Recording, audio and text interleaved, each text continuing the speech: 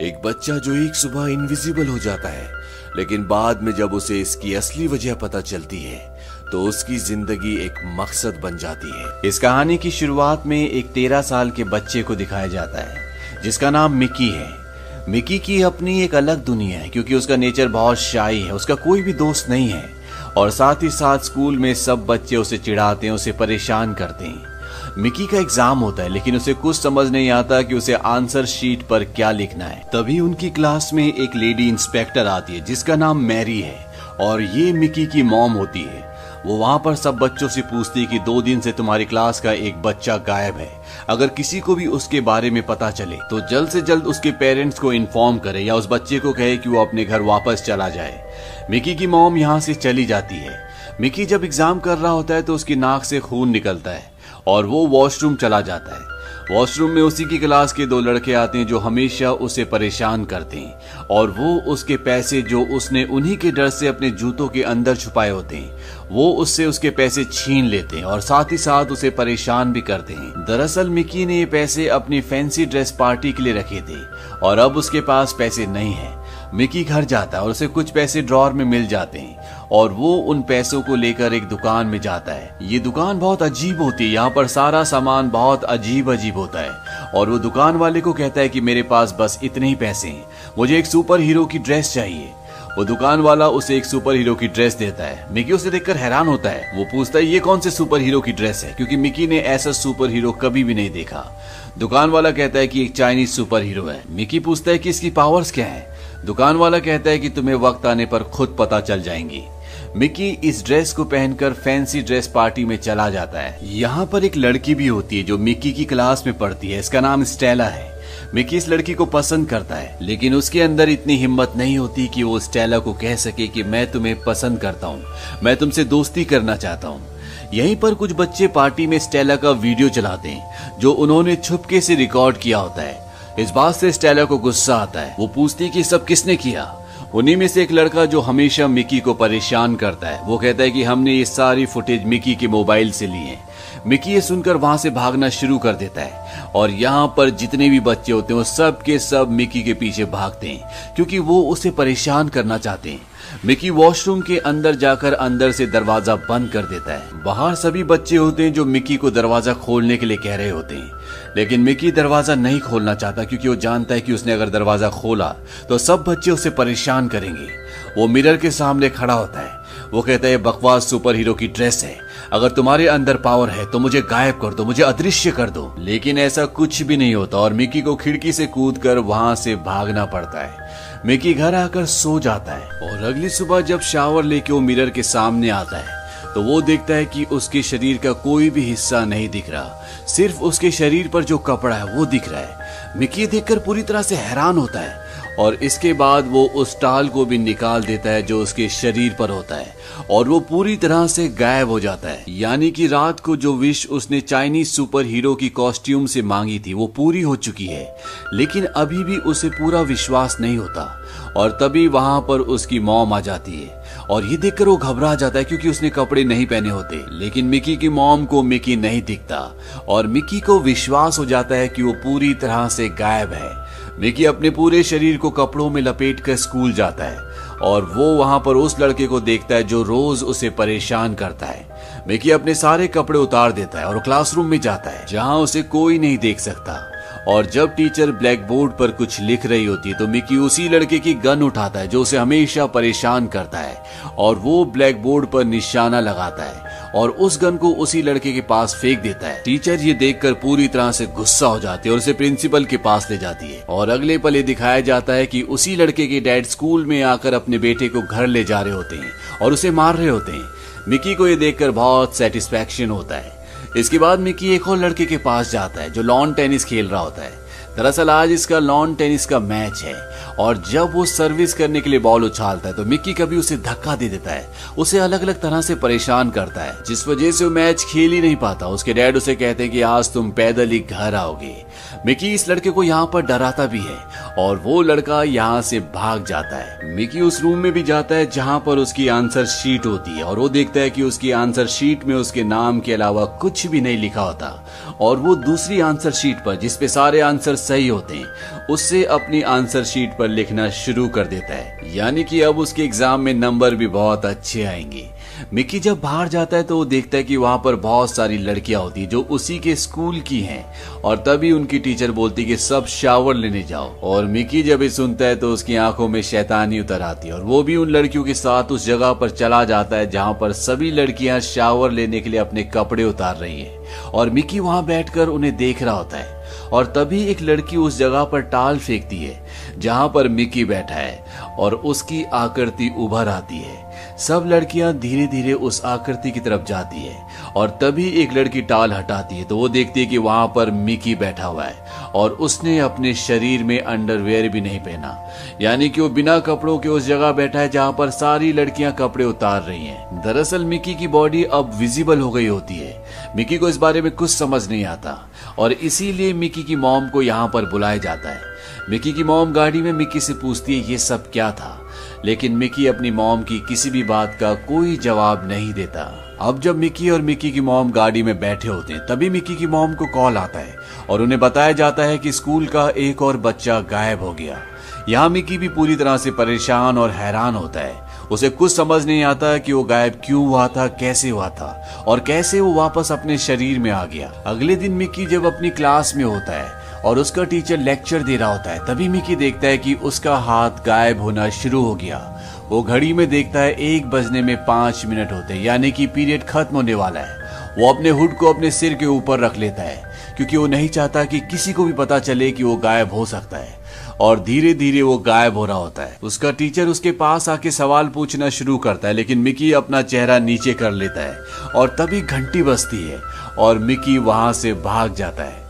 Mickey सीधा अपने घर जाता है। मिकी ने अपने पूरे शरीर को कपड़ों से छुपाया होता है ताकि उसके शरीर का गायब हुआ हिस्सा किसी को भी ना दिख सके। जब वो अपने कमरे में जाता है तो उसकी छोटी बहन भी वहां पर होती है। मिकी दीवार की तरफ मुंह कर लेता है और अपनी बहन को कहता है कि जाओ यहाँ से निकल जाओ। उसकी बहन कहती है कि ठीक है। वो दरवाजा बंद करती है और कहती है बाय, लेकिन वो कमरे के अंदर ही होती है और मिकी जब अपना हुड हटाता है तो उसकी बहन देखती है कि मिकी का चेहरा है ही नहीं, उसके सिर में कैप है और सिर्फ उसके कपड़े दिख रहे हैं। ये देखकर वो जोर से चिल्लाती है लेकिन मिकी अपने हाथ से उसका मुंह बंद कर देता है। वो कहता है कि अगर तुम कुछ नहीं बोलोगी तो मैं तुम्हें सब कुछ सच सच बताऊंगा और उसकी बहन कहती है कि ठीक है। इसके बाद मिकी अपनी बहन को बताता है कि कैसे उसने चाइनीज सुपर हीरो वाली ड्रेस पहनी और कैसे जब वो अगली सुबह उठा तो वो पूरी तरह से गायब था। उसकी बहन पूछती कि अब तुम दोबारा से विजिबल कब होगे। मिकी कहता है कि मुझे कुछ नहीं पता कि ये कैसे काम करता है। मिकी की बहन कहती है तुम तो एक सुपर हीरो बन गए, द इनविजिबल बॉय। मिकी कहता है कि हाँ। मिकी की बहन कहती है तुम्हें लोगों की मदद करनी चाहिए। मिकी कहता है मैं किसी की मदद कैसे कर सकता हूँ, मैं तो एक लूजर हूँ। वहीं मिकी की मॉम मिकी के इस बदले हुए बिहेवियर से थोड़ा सा परेशान होती है और वो अपनी मॉम को कॉल करती है और वो अपनी मॉम से कहती है कि मुझे ऐसा लगता है कि मिकी को शायद ये एहसास हो गया कि मैंने उसे अडॉप्ट किया है। और जब उसकी मॉम ये बोल रही होती है तो मिकी अपनी मॉम के सामने बैठा होता है। उसकी मॉम उसे नहीं देख पाती और अब मिकी को पता है कि वो एक अडॉप्टेड चाइल्ड है। इस बात से मिकी उदास हो जाता है और एक झूले पर जाकर बैठ जाता है और झूला झूलना शुरू कर देता है। दूर से स्टेला देखती है कि झूला अपने आप ही आगे पीछे हो रहा है लेकिन उस पर कोई भी नहीं बैठा। स्टेला वही लड़की है जो मिकी की क्लास में पढ़ती है। मिकी उसे पसंद करता है लेकिन उसके अंदर इतनी हिम्मत नहीं होती कि वो स्टेला से बात कर सके। स्टेला उस जगह पर आ जाती है जहां पर मिकी झूला झूल रहा होता है और वो पूछती है कि तुम कौन हो, क्या तुम कोई घोस्ट हो या फिर कोई एंजल। मिकी उसकी बात का जवाब नहीं देता। वो रेत पर एक गोला बनाता और उस पर 2 आंखें और स्टेला उस चेहरे पर स्माइल बना देती है और वो इनविजिबल बॉय से पूछती है क्या तुम मेरे दोस्त बनोगे, मेरा कोई भी अच्छा दोस्त नहीं है। मिकी पूछता है क्या तुम्हें मुझसे डर नहीं लगता। वो कहती है कि नहीं और तभी स्टेला का मैसेज आता है। वो कहती है कि मुझे ट्रेनिंग के लिए जाना होगा। दरअसल वो एक जिम्नास्ट है और अब उसे प्रैक्टिस के लिए जाना है। वो मिकी से कहती है कि मैं उम्मीद करती हूँ कि जल्द ही तुमसे मिलूंगी और ये कहकर वो वहां से चली जाती है। और तभी दूर मिकी देखता है कि ब्रिज पर एक आदमी खड़ा है जो उसी की ओर देख रहा है। हालांकि मिकी इस वक्त गायब है, लेकिन मिकी को लगता है कि वो आदमी इसे देख सकता है और तभी वो आदमी अपनी स्टिक निकालता है और आगे बढ़ना शुरू कर देता है। दरअसल ये एक अंधा आदमी है। अब उसी रात को मिकी स्टेला के रूम पर जाता है और इन दोनों के बीच में बहुत सारी बातें होती हैं और इसके बाद ये दोनों ब्लैंकेट के अंदर चले जाते हैं और एक दूसरे को किस करना शुरू कर देते हैं। और तभी मिकी देखता है कि उसकी बॉडी विजिबल होना शुरू हो गई। इसीलिए वो ब्लैंकेट उठाकर अपने आप को छुपाता हुआ खिड़की से कूदने वाला होता है कि स्टेला उससे उसका नाम पूछती है। मिकी उसे अपना नाम नहीं बताता और खिड़की से कूदकर भाग जाता है। घर पर मिकी की बहन कहती है कि तुम्हें उसे अपने बारे में सब कुछ सच सच बता देना चाहिए कि तुम कौन हो, तुम उससे प्यार करती हो। और मिकी कहता है कि हाँ, मैं ऐसे ही करूंगा। और वो उस जगह जाने लगता है जहां पर स्टेला इस वक्त प्रैक्टिस कर रही होगी। और जब वो वहां पर जाता है तो वो देखता है कि एक आदमी ने स्टेला को अपने कंधे पर उठाया हुआ है। स्टेला पूरी तरह से बेहोश है और वो उसे किडनैप करके यहाँ से ले जा रहा है। मिकी उसे रोकने की भी कोशिश करता है, लेकिन वो अभी इस सब के लिए बहुत छोटा है और साथ ही साथ इस वक्त वो विजिबल भी होता है, इसीलिए वो स्टेला की मदद नहीं कर पाता। और वो आदमी स्टेला को किडनैप करके यहाँ से ले जाता है। और ये स्कूल का तीसरा बच्चा है जो स्कूल से किडनैप हुआ है। वही किडनैपर्स को दिखाया जाता है। वो स्टेला की जांच करते हैं और आपस में बात करते हैं कि ये वो नहीं है जिसकी हमें तलाश है। और इसके बाद वो उसे एक कमरे में बंद कर देते हैं और वहां पर वो दो लड़के भी होते हैं जो स्कूल से स्टेला से पहले किडनैप हुए थे। वहीं दूसरी तरफ मिकी घर पर पूरी तरह से परेशान होता है क्योंकि वो किसी भी तरह से स्टेला की मदद करना चाहता है, लेकिन अब वो इनविजिबल नहीं है और वो अपनी चाइनीज सुपर हीरो वाली ड्रेस को ढूंढता है ताकि वो दोबारा उसे पहन सके। और वो देखता है कि उसकी ड्रेस उसकी मॉम ने धो दी और वो धोने के बाद पूरी तरह से श्रिंक हो चुकी होती है। अब वो उसे नहीं पहन सकता। वो अपनी बहन को कहता है कि तुम्हें इसे पहनना होगा। और जब उसकी बहन उस ड्रेस को पहनती है तो ड्रेस काम नहीं करती।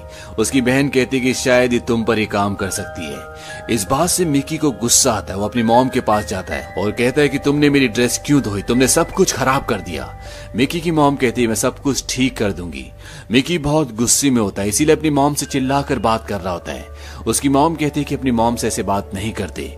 मिकी कहता है कि तुम मेरी मॉम नहीं हो और वो वहां से भाग जाता है।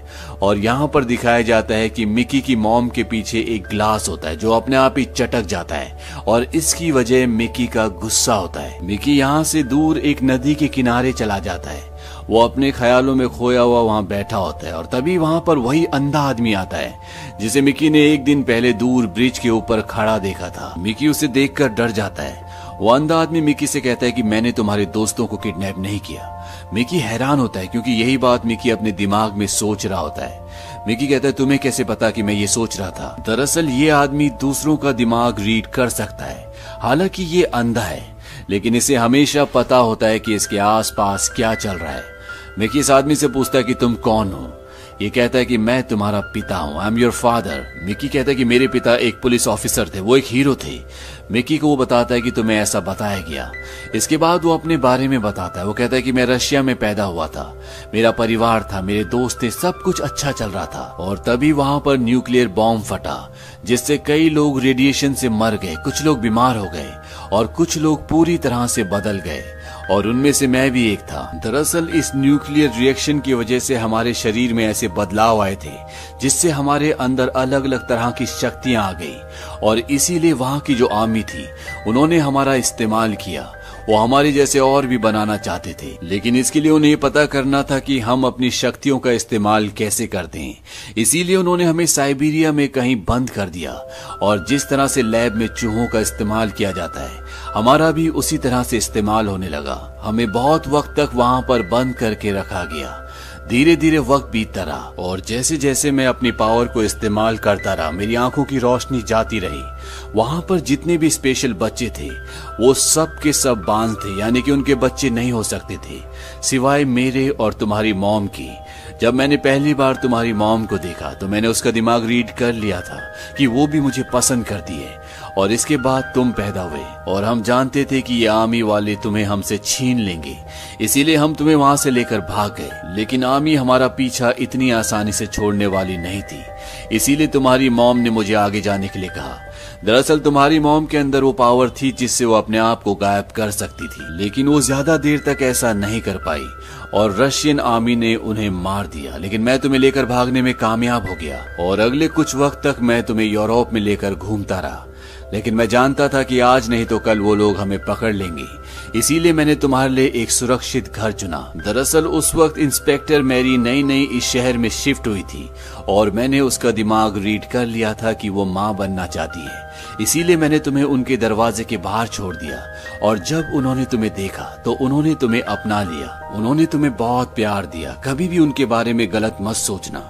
मिकी कहता है तो पावर उस ड्रेस में नहीं थी, पावर मेरे अंदर थी। वो आदमी कहता है कि हाँ, पावर तुम्हारे दिमाग में है। धीरे धीरे तुम इसे कंट्रोल करना सीख जाओगे और तुम्हें अपने कपड़े नहीं उतारने चाहिए क्योंकि यहाँ पर ठंड बहुत ज्यादा है। और वो अपने बेटे को एक सूट देता है। वो कहता है तुम्हारी मॉम ने बनाया था और इसे पहनकर भी तुम हमेशा इनविजिबल रह सकते हो। ये उनकी तरफ से तुम्हारे लिए एक गिफ्ट है। मैं हमेशा तुम्हारे आसपास रहूंगा, तुम्हें डरने की जरूरत नहीं है। और इसके बाद वो यहाँ से चला जाता है। वहीं दूसरी तरफ मिकी की मॉम को दिखाया जाता है। वो पूरी तरह से परेशान होती है क्योंकि शहर में जिस तरह से बच्चे गायब हो रहे होते हैं और जिस तरह से मिकी का बिहेवियर चेंज हो रहा होता है, इससे वो डिस्टर्ब होती है। यही उनके डिपार्टमेंट में एक पुलिस वाला जो कि साइकोलॉजिस्ट होता है, वो मिकी की मॉम मैरी से हमदर्दी दिखाता है और मैरी उसे बता देती है कि विकी उसका असली बेटा नहीं है। इसके बाद ये दोनों उस जगह पर जाते हैं जहां पर मिकी होता है, क्योंकि यहाँ से एक बूढ़े आदमी ने जो यहाँ पर मछली पकड़ रहा होता है, उसने पुलिस स्टेशन में कॉल किया होता है कि यहाँ पर एक आदमी है जिसके बड़े बड़े बाल है और मुझे शक है कि शहर से बच्चों को यही गायब करता है। लेकिन मिकी की मॉम और पुलिस वाले जब वहाँ पर पहुँचते हैं तो उस आदमी को कुछ भी याद नहीं होता क्योंकि मिकी के डैड ने जाने से पहले उसकी याददाश्त को मिटा दिया था। दरअसल उनके पास ऐसी पावर भी होती है जिससे वो किसी की भी याददाश्त को मिटा सकते हैं। यहाँ पर जो साइकोलॉजिस्ट होता है वो मिकी की मॉम को कहता है कि मैं मिकी को घर ले जाता हूँ और वो मिकी को घर ले आता है और घर को अंदर से पूरी तरह से बंद कर देता है। और यहाँ पर ये पता चलता है कि शहर में जो बच्चे अगवा हो रहे हैं उसके पीछे इसी आदमी का हाथ है और अब वो मिकी को भी पकड़ना चाहता है, लेकिन मिकी अपनी शक्ति का इस्तेमाल करता है और वो गायब हो जाता है। दरअसल उसे अपनी शक्ति को अब कंट्रोल करना आ गया और जब साइकोलॉजिस्ट को पता चलता है कि मिकी गायब हो गया तो वो उसे बताता है कि ये शक्ति तुम्हारी मॉम के अंदर भी थी और पिछले कई सालों से हम तुम्हें ढूंढ रहे हैं। और अब ये मिकी को पकड़ने की कोशिश करता है, लेकिन मिकी अपनी शक्तियों का इस्तेमाल करके यहाँ से भाग जाता है और वो एक लड़के की बाइक पर बैठता है। ये उसी के स्कूल में पढ़ता है। ये वही लड़का है जो उसे हमेशा परेशान करता है, लेकिन मिकी पीछे गायब होता है। उसे कुछ समझ नहीं आता। मिकी कहता है जल्दी यहाँ से निकलो और ये दोनों यहाँ से निकल जाते हैं। अभी एक सुरक्षित जगह पर पहुँचते हैं और वहाँ पर मिकी विजिबल होता है और अपना नकाब हटाता है। ये मिकी को देखकर पूरी तरह से हैरान होता है। मिकी कहता है कि मुझे पता है कि हमारे तीनों दोस्तों को किसने किडनैप किया है। वो वही साइकोलॉजिस्ट है जो हमारे स्कूल में भी आया था और अब हमें किसी भी कीमत पर अपने दोस्तों को छुड़ाना होगा। लेकिन इन्हें नहीं पता कि इनके दोस्तों को बंदी बनाकर कहां पर रखा गया है। वहीं दूसरी तरफ उस जगह को दिखाया जाता है जहां पर स्टेला और उसके क्लास के दो और लड़के हैं। स्टेला किसी तरह से वहां से निकल जाती है और वो लेजर लाइट तक पहुंच जाती है। वो लेजर लाइट पर स्माइली का निशान बनाती है और उसे ऑन कर देती है और तभी मिकी आसमान में देखता है कि रोशनी से स्माइली का फेस बना होता है। ये वही स्माइली का साइन होता है जो स्टेला और मिकी ने झूले के पास बनाया था और मिकी अब समझ जाता है कि स्टेला उस जगह पर है जहां पर ये लाइट है और ये दोनों उस तरफ निकल पड़ते हैं। वहीं स्टेला को एक बार फिर से पकड़ लिया जाता है क्योंकि जब उसने लाइट जलाई होती है तो वहां पर जो गार्ड्स होते हैं उन्हें पता चल जाता है कि ऊपर कोई न कोई है और स्टेला एक बार फिर से इनकी गिरफ्त में है। मिकी और उसका दोस्त वहां बाहर पहुंच जाते हैं और किसी तरह से मिकी इनविजिबल होकर अंदर चला जाता है और वो उस चैम्बर तक पहुंच जाता है जहां पर स्टेला और उसके दो और दोस्त हैं। वो उन सबको यहाँ से छुड़ाकर बाहर ले जा रहा होता है। तभी स्टेला कहती है कि यहाँ पर एक बूढ़ा आदमी है जो हमारी तरह बंदी है, हमें उसे छुड़ाना होगा। मिकी अपने दोनों दोस्तों को कहता है कि तुम यहाँ से निकल जाओ, मैं उस आदमी को छुड़ा कर लाता हूँ। स्टेला कहती है कि मुझे भी तुम्हारे साथ चलना होगा क्योंकि मुझे पता है कि वो कहाँ पर है और स्टेला उसे एक कैबिन के अंदर ले जाती है और जैसे ही अंदर पहुंचते हैं स्टेला मिकी के ऊपर गन तान देती है। वो कहती है तुम्हें अपने असली रूप में आना होगा और मिकी अब विजिबल हो जाता है। वो स्टेला से पूछता है कि तुमने ऐसा क्यों किया। स्टेला कहती है कि मैं स्टेला नहीं हूँ, यहाँ पर एक बूढ़ा आदमी बैठा होता है जो इन सब का बॉस होता है। इसका नाम मार्कस है। मार्कस मिकी को बताता है कि मैं किसी के भी दिमाग में घुस सकता हूँ और मैंने उसके दिमाग को अपने कंट्रोल में कर लिया था, इसीलिए उसने ऐसा किया। और यहाँ तक कि जो पुलिस वाला साइकोलॉजिस्ट होता है वो भी एक सही इंसान होता है, लेकिन मार्कस ने उसके दिमाग को भी कंट्रोल कर लिया था। और अब ये मिकी को यहाँ से रशिया ले जाना चाहते हैं ताकि उसके ऊपर दोबारा से एक्सपेरिमेंट्स कर सके। और इस वक्त ये जिस जगह पर होते हैं ये एक पनडुब्बी है। ये पनडुब्बी को पानी के अंदर, समंदर के अंदर छोड़ देते हैं और रशिया के लिए निकल पड़ते हैं। यहाँ पर मिकी की मॉम और उसके जो असली डैड होते हैं वो भी आ जाते हैं। मिकी की मॉम को वो 2 बच्चे तो मिल जाते हैं जिन्हें पहले अगवा किया गया था, लेकिन मिकी और स्टेला नहीं मिलते क्योंकि मार्कस उन दोनों को अपने साथ रशिया ले जा रहा है। और पनडुब्बी के अंदर ये दिखाया जाता है कि मिकी अपनी शक्तियों का इस्तेमाल करना चाहता है। मार्कस कहता है कि करो, मैं देखना चाहता हूँ कि तुम्हारे अंदर कितनी शक्तियां हैं। और तभी मिकी को गुस्सा आना शुरू हो जाता है। वो चिल्लाना शुरू करता है और यहाँ पर जितनी भी चीजें होती है वो सब की सब टूटने फूटने लग जाती है, क्योंकि ये भी उसकी एक पावर होती है जिसकी वजह से यहाँ पर जितने भी लोग होते हैं वो सब के सब इंजर्ड हो जाते हैं। अब यहाँ पर जहरीली गैस निकलना भी शुरू हो जाती है। मिकी उस कैप्सूल के अंदर चला जाता है जहाँ पर स्टेला होती है और जैसे ही वो दरवाजा बंद करने वाला होता है मार्कस उसे कहता है कि तुम्हारी मॉम जिंदा है। मिकी उसकी बात पर विश्वास नहीं करता। वो कहता है कि मेरी मॉम मर चुकी है और वो उस दरवाजे को बंद कर देता है। अब स्टेला और मिकी एक कैप्सूल के अंदर हैं। तभी स्टेला एक बटन दबाती है और ये कैप्सूल पनडुब्बी से अलग होकर पानी की सतह पर आ जाता है और इस तरह से ये दोनों बच जाते हैं। और अगले पल समंदर के किनारे दिखाया जाता है कि काफी सारे रिपोर्टर्स हैं, क्योंकि सब ये जानना चाहते हैं कि बच्चों को अगवा किसने किया था, ये सब क्या हुआ। लेकिन मिकी के जो असली डैड है वो नहीं चाहते कि इन सब लोगों को मिकी के बारे में पता चले कि उसके अंदर पावर्स है, इससे उसकी जान को खतरा हो सकता है। इसीलिए यहाँ पर जितने भी लोग होते हैं उन सब की याददाश्त को वो मिटा देते हैं। किसी को कुछ नहीं पता चलता कि ये बच्चे कैसे बचकर वापस आए। उन बच्चों को भी याद नहीं रहता और इसका पूरा क्रेडिट मिकी की मॉम मैरी को जाता है। हालांकि उन्हें भी इस बारे में कुछ भी याद नहीं है। मिकी को घर पर दिखाया जाता है। उसकी मॉम उसके पास आती है और वो कहती है तुम्हें मैथ्स में A ग्रेड मिला है, तुमने चीटिंग की है। मिकी कहता है कि नहीं। दरअसल मिकी अपनी मॉम को कुछ भी बताना नहीं चाहता, लेकिन अब मिकी अपनी मॉम के क्लोज है। वो जानता है कि उसकी मॉम उससे प्यार करती है और उसकी मॉम ने जो उसके लिए किया है शायद कोई नहीं कर सकता। वहीं रशियन कैंप में दिखाया जाता है कि एक लेडी चेयर पर बैठी है, लेकिन ये भी इनविजिबल है। और तभी उसके पास एक आदमी आता है। वो कहता है कि हमारा मिशन फेल हो गया। इस बात से वो लेडी विजिबल हो जाती है। ये और कोई नहीं बल्कि मिकी की मॉम होती है जो अभी भी जिंदा है। और इससे पहले कि वो उस आदमी को मारती जिसने उन्हें अभी ये खबर दी है, वो कहता है कि हमारा मिशन 2 कामयाब हो गया। मिकी की बहन नताशा हमारे कब्जे में है। दरअसल मिकी की एक रियल सिस्टर भी होती है जो मोरक्को में थी और अब उसकी सिस्टर उनके कब्जे में है। ये बात मिकी को भी नहीं पता होती कि उसकी एक रियल सिस्टर भी है। और फ्लैशबैक में हमें दिखाया जाता है कि जब मिकी का जन्म हुआ था उसके डैड उसे लेकर जा रहे थे तो उनके पास एक और बच्चा था और ये मिकी की सिस्टर थी जो अब उन लोगों के कब्जे में है जो लोग मिकी को अपने कब्जे में लेना चाहते थे, उसके ऊपर एक्सपेरिमेंट्स करना चाहते थे। इस फिल्म का सेकंड पार्ट सन 2018 में रिलीज हुआ था जो इसके आगे की कहानी है, जिसका लिंक हम नीचे डिस्क्रिप्शन में दे रहे हैं। अगर आपको ये जानना है कि इस फिल्म के इस कहानी के आगे क्या हुआ तो आप नीचे डिस्क्रिप्शन में जाएं, लिंक पर क्लिक करें और इसके आगे की कहानी को भी सुनें। उम्मीद करते हैं कि ये कहानी आपको पसंद आई होगी।